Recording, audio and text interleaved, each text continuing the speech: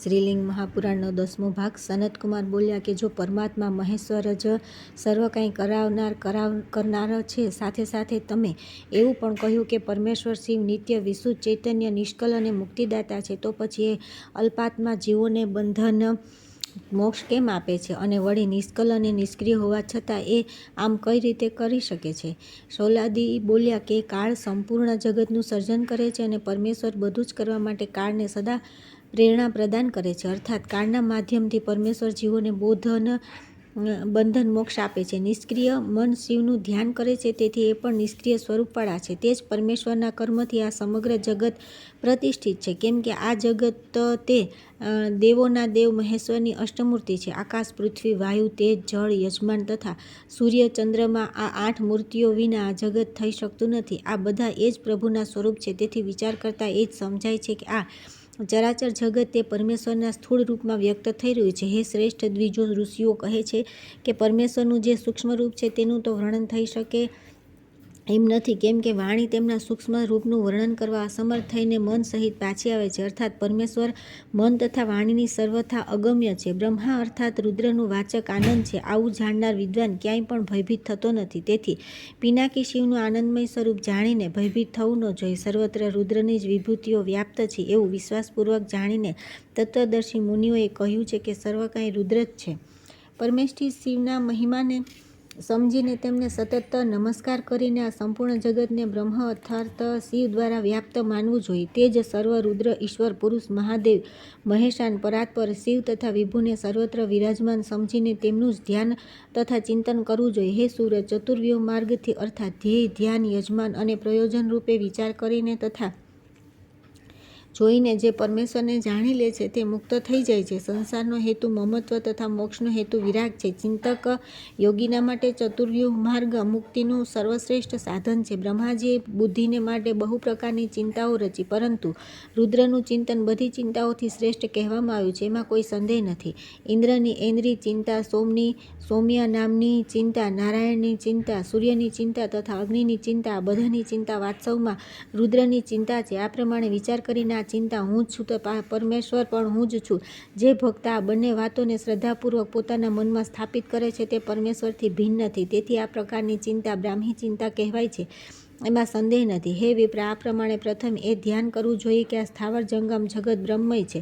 વળી બ્રહ્માત્મક શિવનું સ્મરણ કરીને ચર અચરનો વિભાગ પણ છોડી દેવો જોઈએ અથવા ચરાચરમાં ભિન્નતાનો ભાવ રાખવો નહીં. જે પુરુષ માટે કંઈ પણ ત્યાજ્ય, ગ્રાહ્ય, અલભ્ય તથા કૃત્ય અકૃત્ય નથી રહી જતું, તે પરમ સંતુષ્ટ પુરુષની ચિંતા બ્રાહ્મી ચિંતા છે, એમાં સંદેહ નથી.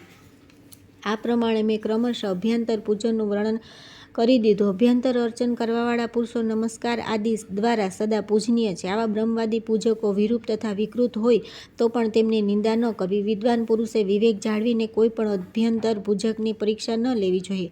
અલ્પબુદ્ધિવાળા આવા નિંદક એ જ પ્રમાણે દુઃખથી પીડિત થશે જેમ પ્રાચીન કાળમાં દારૂવનમાં રુદ્રની નિંદા કરીને મુનિઓએ કષ્ટ પ્રાપ્ત કર્યું હતું. તેથી વર્ણાશ્રમમાં રહેનારા પુરુષોએ વર્ણાશ્રમથી અતીત બ્રહ્મવેતાઓની સદા સેવા કરવી જોઈએ તથા તેમને નમસ્કાર કરવા જોઈએ. ત્યાર પછી આવે છે 29મો અધ્યાય, દેવ દારૂવનની ઘટના, અતિથિ મહાત્મ્ય, સુદર્શન મુનિનું આખ્યાન તથા સંન્યાસ ધર્મનું વર્ણન. સનતકુમારજી બોલ્યા કે હે વિભુ, પ્રાચીન કાળમાં દારૂવનમાં તપસ્યારત આત્માવાળા તે વનવાસી મુનિઓની સાથે જે ઘટના ઘટી તે હું સાંભળવા ઈચ્છું છું. ઉર્ધ્વરેતા દિગંબર ભગવાન શિવ વિકૃત રૂપ ધારણ કરીને દારૂવનમાં કેમ ગયા? તે વનમાં પરમાત્મા રુદ્રની સાથે શું થયું? તે દેવાધિદેવ શિવના ક્રિયાકલ્પોનું પણ યથાર્થ રૂપે વર્ણન કરવાની કૃપા કરો. સૂતજી બોલ્યા કે હે ઋષિઓ, સનતકુમારના આ વચન સાંભળી શ્રુતિસાર વિરોધામાં વરિષ્ઠ શિલાદ પુત્ર ભગવાન નંદિકેશ્વર સહિત મલકાઈ તેમને કહેવા લાગ્યા. શૈલાદી બોલ્યા કે એકવાર ઘોર દારૂવનમાં દેવાધિદેવ રુદ્રની પ્રસન્નતાના માટે પોતાના પત્ની, પુત્ર વગેરે પંચાગ્નિનું સેવન કરતા રહીને મુનિઓ કઠોર તપ કરી રહ્યા હતા. તેમના તપથી પ્રસન્ન જગન્નાથ, ચેકિતાન, વૃષભધ્વજ, ધરઝટી, પરમેશાન, નીલલોહિત ભગવાન રુદ્ર દારૂવનમાં નિવાસ કરનારા તે મુનિઓના પ્રવૃત્તિ, લક્ષણ અને જ્ઞાન વિશે જાણવા માટે તથા તેમના શ્રદ્ધાભાવની પરીક્ષા કરવા માટે અને સાથે સાથે પ્રવૃત્તિ જ્ઞાનથી યુક્ત ચિત્તવાળા તે દેવદારુ વનવાસી મુનિઓના નિવૃત્તિ લક્ષણ તથા જ્ઞાન સ્થાપિત કરવા માટે લીલાપૂર્વક વિકૃત રૂપ ધારણ કરીને અલૌકિક દારૂ વનમાં ગયા. તે સમયે શંકર કૃષ્ણવર્ણના 2 ભુજાઓવાળા 3 આંખો ધરાવતા દિગંબર અને મોહક રૂપના હતા. અત્યંત સુંદર રૂપવાળા ભગવાન શિવ મંદ મુસ્કાન તથા ભ્રુકુટી વિલાસ કરતા રહી ગીત ગાઈને સ્ત્રીઓમાં કામ ભાવના ઉત્પન્ન કરી રહ્યા હતા. કામદેવનો સંહાર કરનારા તથા અત્યંત મોહર આકૃતિવાળા ભગવાન શિવ ત્યાં નારીઓને વારંવાર જોઈને તેમના કામ ભાવના વધારી રહ્યા હતા. વનમાં તે વિકૃત તથા નીલલોહિત વર્ણના પુરુષને જોઈને પતિવ્રતા સ્ત્રીઓ પણ પ્રેમપૂર્વક તેની પાછળ પાછળ જવા લાગી. અરણ્ય કુટીરોના દ્વાર સુધી આવેલી સ્ત્રીઓના વસ્ત્ર અને અલંકાર શિથિલ થઈ ગયા. તેઓ મૂર્છિત થઈ ગઈ. તે લીલામય શિવના મુખારવિંદના મોહક મલકાટ જોઈને વૃક્ષોના આશ્રય રહેનારી તે સ્ત્રીઓ તેમની પાછળ પાછળ જવા લાગી. શિવજીને જોઈને પ્રૌઢ અવસ્થા હોવા છતાં પણ કેટલીક સ્ત્રીઓ મદમદ થઈને આંખો ફેરવવા લાગી તથા ભ્રુકુટી ભમાવા લાગી. ત્યાર પછી શિવજીને જોઈને બીજી સ્ત્રીઓ મલકાટ ભર્યા મુખવાળી થઈ ગઈ. તેમના વસ્ત્ર કંઈક શિથિલ જેવા થઈ ગયા. કમરના બંધન ઢીલા થઈ ગયા. તે બધી મળીને ગાવા લાગી. તે સમયે શિવજીને વનમાં જોઈને અમુક ઋષિપત્નીઓ તો શિથિલ નૂતન વસ્ત્રો તથા પોતપોતાના વિચિત્ર કંકણોને ફેંકી દઈને મદાન્વિત થઈ સ્વજનોની પાસે પહોંચી. તે સમયે શિથિલ વસ્ત્રવાળી કોઈક તો શિવને જોઈને વિશિષ્ટ વાસનાયુક્ત થઈ ગઈ તથા બીજી સ્ત્રીઓ મત જેવી પવિત્ર વિચિત્ર શાખાવાળા પ્રસિદ્ધ વૃક્ષોને તથા ઘનિષ્ઠ બંધુજનોને પણ ઓળખી સુદ્ધા ન શકી. હે દ્વિજ શ્રેષ્ઠો, અમુક સ્ત્રીઓ તેમની પાસે જઈને નાચવા લાગી અને ભૂમિ પર પડી ગઈ. કેટલીક હાથીની જેમ બેસી ગઈ અને કેટલીક બીજી સ્ત્રીઓ કંઈક બોલવા લાગી. મલકાતી રહીને એક બીજી જોઈને તે પરસ્પર આલિંગન કરવા લાગી. તેઓ બધી બાજુથી શિવજીનો માર્ગ રોકી અનેક પ્રકારના હાવભાવ દેખાડવા લાગી. અમુક સ્ત્રીઓ તેમને કહેવા લાગી કે આપ કોણ છો, બેસો. બીજી સ્ત્રીઓ પણ પ્રસન્નચિત્ત થઈને કહેવા લાગી કે આપ ક્યાં જઈ રહ્યા છો, આમ અમારા બધા પર પ્રસન્ન થાઓ. ભગવાન શંકરની માયાના પ્રભાવથી પોતાના પતિઓની સામે જ પતિવ્રતા સ્ત્રીઓના વસ્ત્ર પરિધાન કેશ વગેરે અસ્તવ્યસ્ત થઈ ગયા અને તેઓ કામુક સ્ત્રીઓની જેમ સ્વેચ્છાપૂર્ણ વ્યવહાર કરવા લાગી. તે સ્ત્રીઓના હાવભાવ જોઈને તથા તેમના વચન સાંભળીને નિર્વિકાર પરમેશ્વર શિવ શુભ કે અશુભ કાંઈ બોલ્યા નહીં. તે પ્રકારની ચેષ્ટા કરતી સ્ત્રીઓના સમૂહને જોઈને તે વિપ્ર મુનીશ્વરો દિગંબર વેશના શિવને તે અવસ્થામાં જોઈને શંકર પ્રત્યે અત્યંત કઠોર વચન કહેવા લાગ્યા. પરંતુ તેમની સઘળી તપસ્યાઓ શંકરની સામે તે જ રીતે નિષ્ફળ થઈ ગઈ જે રીતે સૂર્યના પ્રકાશથી આકાશમંડળમાં સ્થિત તારાઓ નિશ્ચિત થઈ જાય છે. આવું સાંભળવામાં આવે છે કે મહાત્મા બ્રહ્માનો બધી સમૃદ્ધિઓ તથા કલ્યાણોનું ઉત્પત્તિ સ્થળ એવો યજ્ઞ ઋષિના શાપથી નષ્ટ થઈ ગયો હતો. ભૃગુ મુનિના શાપથી પરમ ઐશ્વર્યશાળી વિષ્ણુને પણ 10 અવતાર લેવા પડ્યા, અનેક દુઃખો સહેવા પડ્યા. હે ધર્મજ્ઞ સનતકુમાર, ક્રોધિત ઋષિ ગૌતમે શાપથી ઇન્દ્રનું અંડકો સહિત ગુહ્યાંગ કાપીને પૃથ્વી પર પાડી દીધું. મુનિ વસિષ્ઠના શાપથી વસુઓને ગર્ભમાં વાસ કરવો પડ્યો. અગસ્ત્ય વગેરે ઋષિઓના શાપથી નહુષને સર્પ થવું પડ્યું. ભગવાન વિષ્ણુના નિવાસસ્થાન તથા અમૃતનો આધાર તે ક્ષીરસાગર બ્રાહ્મણો દ્વારા સદાના માટે બીજા અપેય ન પીવા યોગ્ય જ્વાળાવાળા સમુદ્રના રૂપમાં કરી દેવામાં આવ્યો. જનાર્દન ભગવાન વિષ્ણુએ વારાણસીપુરીમાં પહોંચીને અવિમુક્તેશ્વર દેવાધિદેવ ત્રંબકેશ્વરનો દૂધથી અભિષેક કરી પરમ શ્રદ્ધાયુક્ત થઈને દેહ સંપર્શજન્ય અમૃત સ્વરૂપ ક્ષીર દ્વારા સ્વયં તે મધુસૂદનને બ્રહ્માજી તથા મુનિઓની સાથે શિવનો અભિષેક કરીને પર્વત ક્ષીરસાગરને પોતાનું નિવાસસ્થાન બનાવ્યો. મહાત્મા માંડવ્યને ધર્મને શાપ આપ્યો તથા શ્રીકૃષ્ણની પ્રેરણાથી દુર્વાસા વગેરે મહાત્માઓ દ્વારા વૃષ્ણિવંશી શાપિત થયા. મહાન આત્માવાળા દુર્વાસા મુનિએ લક્ષ્મણ સહિત રામને શાપ આપી દીધો અને શ્રીવત્સ શ્રીયુક્ત વક્ષસ્થળવાળા વિષ્ણુએ ભૃગુ મુનિનો ચરણ પ્રહાર સહેવો પડ્યો. દેવાધિદેવ વિરૂપાક્ષ ઉમાપતિ શિવ સિવાય આ બધા તથા બીજા ઘણા લોકો પણ વિપ્રો ના વશમાં થયા. તે જ શિવની માયાથી મોહિત થવાના કારણે તે મુનિઓ શંકરને જાણી ન શક્યા અને અત્યંત કઠોર વચન બોલવા લાગ્યા. પછી ભગવાન શિવ પણ અંતર્ધ્યાન થઈ ગયા. ત્યાર પછી વ્યાકુળ ચિત્તવાળા તે મુનિઓ પ્રાતઃકાળ થતાં તે દારૂવનમાંથી બ્રહ્માજીની પાસે ગયા. ત્યાં શ્રેષ્ઠ આસન પર વિરાજમાન મહાત્મા બ્રહ્માને તે દારૂવનમાં રહેવાવાળા ક્ષીણ ચેતનવાળા મુનિઓએ શંકરનું સઘળું વિવરણ કહી સંભળાવ્યું. બ્રહ્માજીએ પણ ક્ષરવારમાં મનવારમાં વિચાર કરીને પવિત્ર દારૂવનમાં તેમનું પહેલું બધું વિવરણ જાણી લીધું. પોતાના આસનેથી તત્કાળ ઊભા થઈને 2 હાથ જોડીને બ્રહ્માજીએ મનોમન શિવજીને પ્રણામ કરી દારૂવનમાં રહેવાવાળા મુનિઓને કહ્યું કે હે વિપ્રો, વિનાશને પ્રાપ્ત તમને બધાને ધિકાર છે, કેમ કે સર્વોત્તમ નિધિ પ્રાપ્ત કરીને પણ તમે અભિજ્ઞાઓ તેને ખોઈ દીધો. આલંગીઓ તેવા તમે તે દારૂવનમાં જે વિકૃત આકારવાળા પુરુષને જોયો હતો તે સાક્ષાત પરમેશ્વર શિવ હતા. હે વિપ્રો, ગૃહસ્થોએ અતિથિઓની નિંદા કદી ન કરવી જોઈએ, ભલે તે અતિથિઓ વિકૃત રૂપવાળા, સુંદર રૂપવાળા, મલિન તથા મૂર્ખ ગમે તેવા હોય. પૂર્વકાળમાં પૃથ્વી પર દ્વિજોમાં અગ્રણી સુદર્શન મુનિ અતિથિ પૂજાના પ્રભાવથી સાક્ષાત કાળ મૃત્યુને પણ જીતી લીધું હતું. ભવસાગરથી પાર થવા તથા આત્મશુદ્ધિ માટે અતિથિ પૂજા સિવાય ગૃહસ્થો અને શ્રેષ્ઠો દ્વિજોના માટે સંસારમાં બીજો કોઈ ઉપાય નથી. પૂર્વકાળમાં સુદર્શન નામે વિખ્યાત ગૃહસ્થ મુનિએ મૃત્યુ પર વિજય પ્રાપ્ત કરવાની પ્રતિજ્ઞા કરી અને સંતાન ધરાવતી પોતાની પતિવ્રતા પત્નીને કહ્યું કે હે સુરતા, હે સુંદર ભ્રુકુટીવાળી, હે સૌભાગ્યવતી, સાંભળો, તમે પૂર્ણ પ્રયત્નપૂર્વક અતિથિઓનો સદા સત્કાર કરજો અને ક્યારેય તેમનો અનાદર કરતા નહીં. અતિથિ સત્કાર પિનાકધારી શિવ સ્વરૂપ જ હોય છે, તેથી સર્વ કંઈ આપીને પણ અતિથિની પૂજા કરો. સુદર્શને ફરીથી કહ્યું કે હે આર્યા, અતિથિ સાક્ષાત શિવ હોય છે. શિવ સ્વરૂપ અતિથિને કંઈ પ્રદાન કરવું જોઈએ, તેથી બધા જ અતિથિઓની સદા પૂજા કરવી જોઈએ. પતિના આ પ્રમાણે કહેવાથી તે પતિવ્રતપરાયણ મુનિપત્ની પતિની આજ્ઞાને દેવ પ્રતિમાને અર્પણ કરેલા પુષ્પ વગેરેની જેમ શિરોધાર્ય કરીને અતિથિ સત્કારમાં પ્રવૃત્ત થઈ ગઈ. હે દ્વિજ શ્રેષ્ઠો, તે બંનેની શ્રદ્ધા પરીક્ષા કરવા માટે એક સુંદર બ્રાહ્મણનું રૂપ ધારણ કરીને સાક્ષાત ધર્મ મુનિના ઘરે પધાર્યા. તે બ્રાહ્મણને જોઈને વિશુદ્ધ હૃદયવાળી તે મુનિપત્નીએ અર્ધ્ય વગેરેથી તે બ્રાહ્મણનું પૂજન કર્યું. તે સ્ત્રી દ્વારા સારી રીતે પૂજિત થઈને બ્રાહ્મણ વેશધારી સાક્ષાત ધર્મે તેને કહ્યું કે હે કલ્યાણકારી, તમારા બુદ્ધિસંપન્ન પતિ સુદર્શન ક્યાં છે? ત્યાર પછી પોતાના પતિ દ્વારા કહેલી વાતનું સ્મરણ કરીને તે સ્ત્રીએ પતિની આજ્ઞાનું ધ્યાન રાખીને ધર્મરૂપ તે બ્રાહ્મણને માટે આતિથ્ય સેવા કરવાનો મનમાં નિશ્ચય કર્યો. તે દરમિયાન તે સ્ત્રીના પતિ પ્રજ્ઞાન સંપન્ન સુદર્શન ઘરના દ્વાર પર આવી ગયા. મુનિવર સુદર્શને પોતાની ભાર્યાને બોલાવી, હે ભદ્રા, તમે ક્યાં છો? ત્યારે સાક્ષાત ધર્મ સ્વરૂપ અતિથિએ તેમને કહ્યું કે હે મહાભાગ સુદર્શન, હું અત્યારે તમારી પત્ની સાથે મૈથુનમાં રત છું. હવે અહીં શું કરવું જોઈએ એ જણાવો. બ્રાહ્મણોમાં શ્રેષ્ઠ, હે ઉત્તમ બ્રાહ્મણ, મૈથુનના અંતે સુધી માણનાર હું સંતુષ્ટ થયો છું. બ્રાહ્મણ શ્રેષ્ઠ સુદર્શને ત્યારે સુપ્રસન્ન થતાં કહ્યું કે હે ઉત્તમ બ્રાહ્મણ, અહીં મારી પત્નીની ઈચ્છાનુસાર ભોગવો, હું જાઉં છું. ત્યાર પછી ધર્મરાજાએ પોતાનું વાસ્તવિક રૂપ દેખાડ્યું અને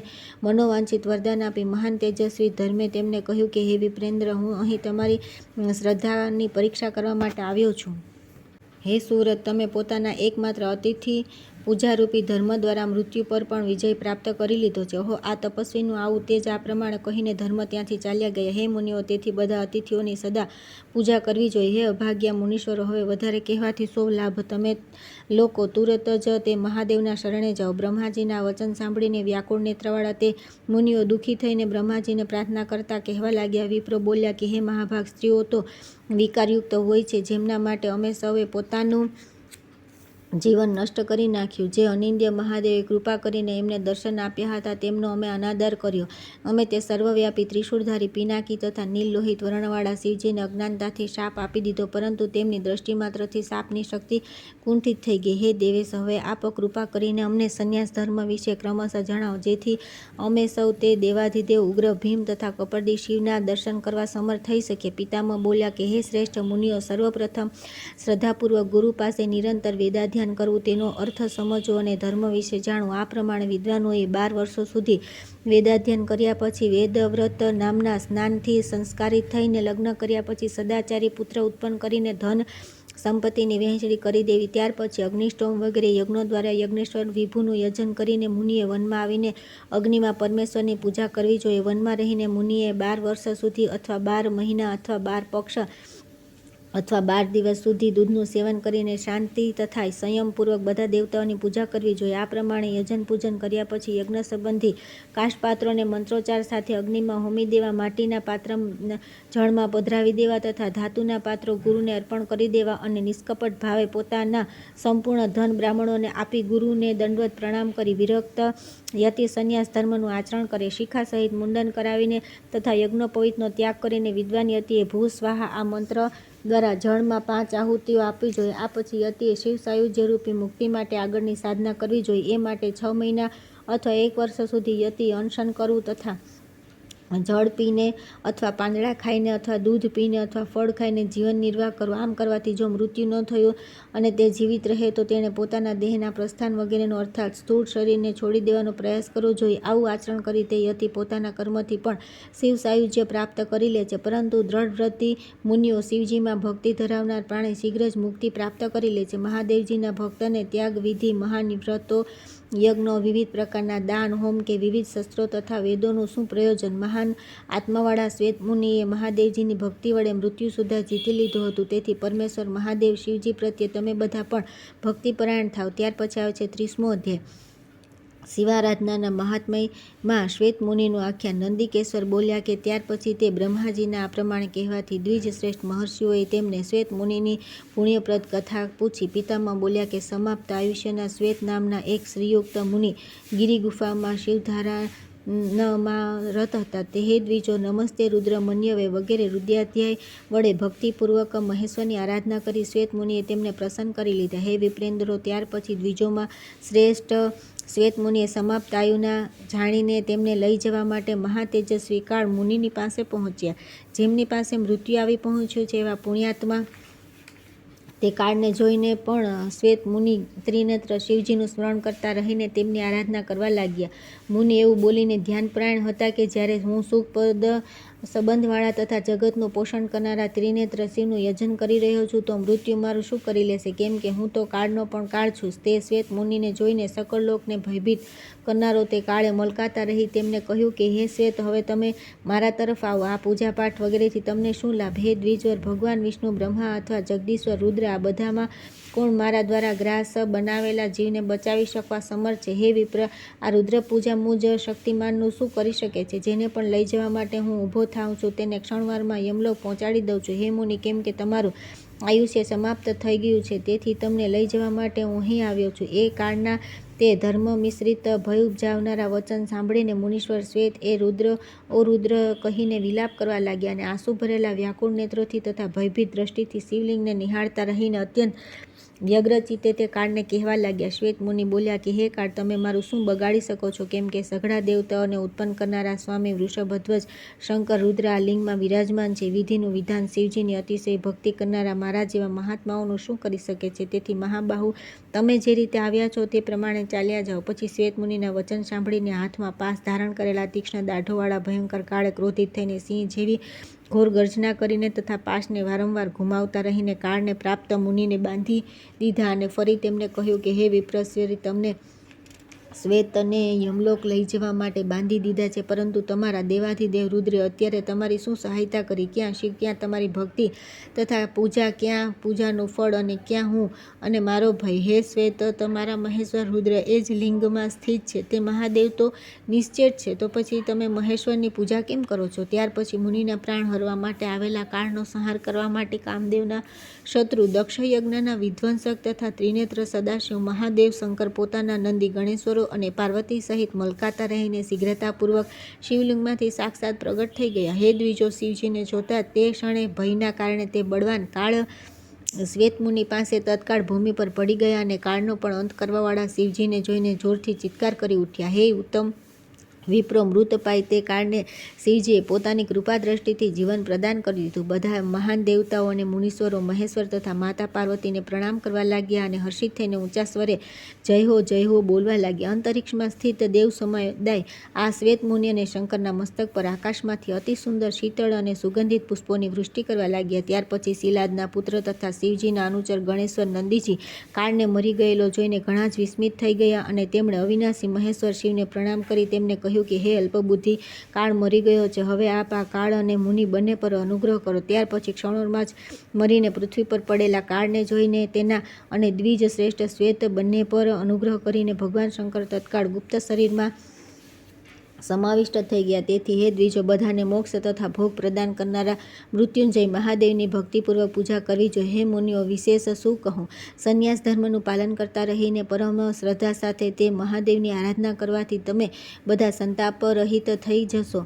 નંદીશ્વર બોલ્યા કે હે સનતકુમાર, ત્યાર પછી એ બ્રહ્માજીના આ પ્રમાણે કહેવાથી બ્રહ્મવેતા મુનિઓ બોલ્યા કે હે દેવ, આ પ્રસન્ન થઈને અમને જણાવો કે કઈ તપસ્યા, કયો યજ્ઞ અથવા કયા વ્રતો વડે પિનાકધારી દેવેશ્વર રુદ્ર પ્રત્યે અમારામાં ભક્તિ ઉત્પન્ન થશે તથા અમે દ્વિજો શિવ ભક્ત થઈ શકીશું. બ્રહ્માજી બોલ્યા કે હે મુનીશ્વરો, દાન, તપ, વિદ્યા, યજ્ઞ, હોમ, વ્રત, વેદાધ્યન, શાસ્ત્રપરાયણ, યોગ સાધન તથા ઇન્દ્રિય નિયંત્રણ વગેરે ઉપાયોથી શિવ ભક્તિ સંભવ નથી.